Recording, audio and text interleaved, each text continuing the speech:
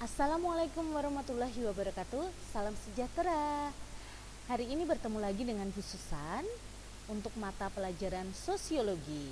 Nah, hari ini Bu Susan akan menyampaikan tentang pengetahuan dasar sosiologi yang ada di kelas 10 semester 1. Ini menjadi awal kalian untuk mengenal sosiologi. Pada materi ini, KD yang ingin dicapai adalah KD 3.1, yaitu memahami pengetahuan dasar sosiologi sebagai ilmu pengetahuan yang berfungsi untuk mengkaji gejala sosial di masyarakat. Nanti harapannya kalian juga memiliki keterampilan untuk menalar suatu gejala sosial di lingkungan sekitar dengan menggunakan pengetahuan sosiologis. Nah, ketika kalian sudah mencapai KD ini, harapannya kalian juga harapan Bu Susan setelah mempelajari KD ini, kalian juga memiliki pengetahuan dasar sosiologi sehingga bisa melihat gejala-gejala sosial di masyarakat itu seperti apa dan kemudian menghubungkannya dengan pengetahuan sosiologis. Jadi nanti sifatnya lebih ilmiah ya, tidak hanya sekedar melihat ataupun mengamati. Nah, sosiologis itu apa sih, atau sosiologi itu apa toh? Secara etimologi, secara bahasa, sosiologi berasal dari kata Latin, yaitu sosius dan logos. Untuk sosius sendiri artinya teman atau kawan, sedangkan logos adalah ilmu. Oleh karenanya, sosiologi itu bisa diartikan sebagai ilmu tentang pertemanan, yaitu ilmu yang mengkaji hubungan antar manusia dalam masyarakat atau kelompok. Hal ini tentu berbeda ya dengan pengertian kita sehari-hari. Kalau kita melihat pertemanan itu ya berarti pertemanan yang umum biasa kalian lakukan, entah itu bersama satu orang atau dua orang. Tetapi dalam sosiologi, teman ini meliputi semua hubungan sosial, baik itu hubungan yang menjauhkan maupun hubungan yang mendekatkan. Kemudian sejarah sosiologi. Nah, bagaimana sih sosiologi itu bisa kita kenal, bisa ada sebagai ilmu? Nah, asal muasalnya adanya revolusi industri dan Perancis.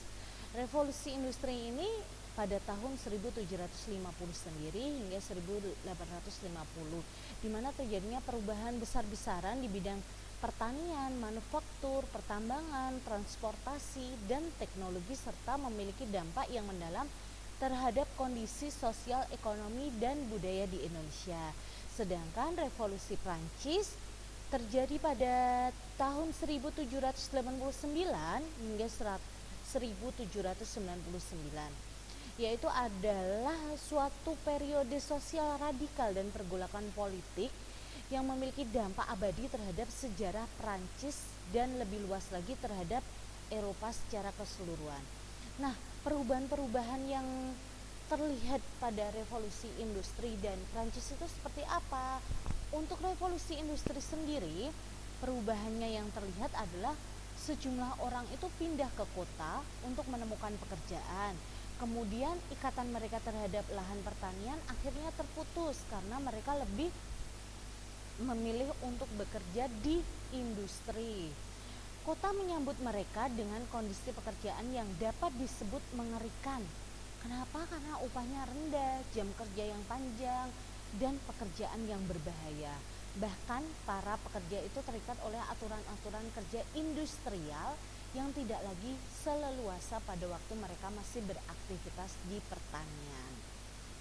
Kemudian untuk revolusi Prancis sendiri, perubahan yang terjadi itu dilihat dari kekuasaan raja yang absolut dihabisi dan terbentuk pemerintahan baru dengan prinsip-prinsip liberté, égalité, dan fraternité. Kemudian keadaan yang terjadi tidak seperti yang diharapkan. Keadaan jadi kacau, ketidakteraturan kehidupan sosial dan ketegangan sosial akibat diskriminasi terjadi. Kemudian kondisi tersebut menimbulkan pemikiran bagaimana menertibkan masyarakat yang mendorong upaya meninjau kembali kehidupan sosial. Nah, lalu di mana hubungannya dengan sosiologi? Revolusi industri dan Prancis ini dengan sosiologi, hubungannya di sini. Nah, tepatnya pada abad 19, sejumlah ilmuwan menyadari perlunya mempelajari kondisi dan perubahan sosial yang terjadi dengan tujuan agar bencana yang terjadi akibat perubahan dalam masyarakat bisa diantisipasi dan dihindari. Akhirnya mereka berusaha membangun suatu teori sosial berdasarkan ciri masyarakat yang hakiki itu pada setiap peradabannya. Oleh karenanya mereka pun membandingkan keadaan masyarakat dari suatu masa ke masa.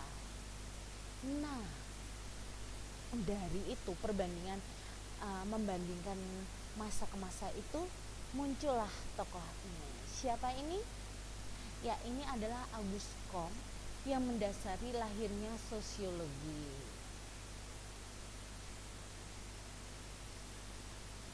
Karena dia adalah deklaratornya sosiologi, maka dia dikenal sebagai Bapak Sosiologi. Kelahiran sosiologi ini bersamaan dengan lahirnya positivisme, yaitu paham yang hanya mengakui segala sesuatu yang positif, empirik, rasional, logis, dan objektif atau diperoleh melalui prosedur ilmiah. Maksudnya apa, Bu Susan? Nah, kita bisa menjawabnya di slide selanjutnya. Sekilas tentang positivisme. Nah, bisa kalian lihat ilustrasinya. Kemudian menurut Auguste Comte ini, pemikiran dalam masyarakat itu tumbuh dan berkembang dalam 3 tahap sebelum lahirnya positivisme ya ini ya. Yang pertama adalah teologis. Semua permasalahan dalam kehidupan manusia berasal dari Tuhan, maka hanya dapat diselesaikan oleh Tuhan. Jadi mereka hanya melihatnya itu semua masalah itu ya tidak bisa diselesaikan oleh manusia itu sendiri, karena itu berasal dari Tuhan. Kemudian metafisik, manusia mencoba mencari jawab tentang berbagai persoalan tetapi tidak secara ilmiah. Kemudian positif, persoalan hidup manusia di dunia diselesaikan secara ilmiah, rasional, logis, empirik, dan objektif. Nah, itulah yang menjadi dasar lahirnya sosiologi hingga sekarang ini, bahwasanya dulunya sebelum lahir sosiologi itu ada 3 tahapan pemikiran ini. Yang pertama teologis, metafisik, dan positif. Untuk contoh-contohnya, coba kalian bisa menyebutkan contohnya. Nanti silahkan jawab pertanyaannya Bu Susan ya. Kemudian untuk sosiologi di Indonesia sendiri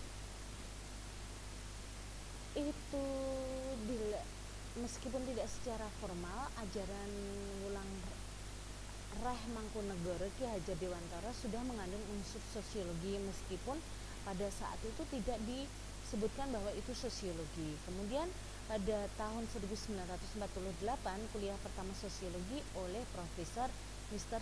Sunario Kolopaking di Akademi Ilmu Politik Yogyakarta, sekarang Visipol UGM. Nah, ini mulai diberikan pertama kali. Selanjutnya sampai sekarang ilmu sosiologi ini juga diberikan di universitas dan menjadi salah satu program atau prodi juga di universitas-universitas ternama. Oke, sampai ini dulu untuk pengenalan sosiologi. Ada yang mungkin mau bertanya, boleh di komen ya. Dan jangan lupa subscribe, like, and comment. Terima kasih. Wassalamualaikum warahmatullahi wabarakatuh.